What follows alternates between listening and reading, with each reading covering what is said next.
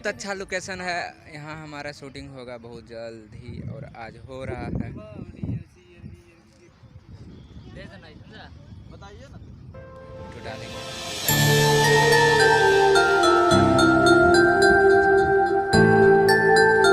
ये देखिए दोस्तों कैसे शूट होता है वीडियो, फुटेज कैसे काटा जाता है। ये देखिए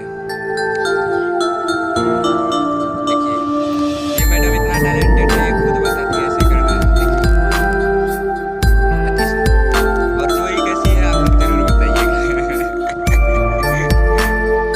इधर आइए ना, बालों में अच्छा लगेगा। इधर देखिए कैमरामैन कितना संघर्ष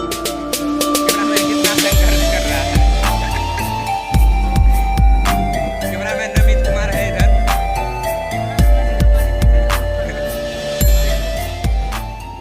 बैकग्राउंड में वो पुल चाहिए ना, वहाँ खड़ा हो ना, वहाँ पे।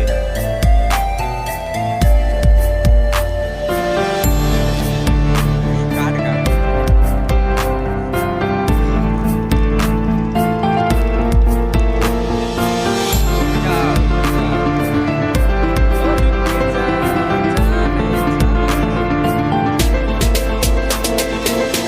रेडी है, फ्रेम वहाँ पे है, वहाँ पे आप लोग को खड़ा रहना है।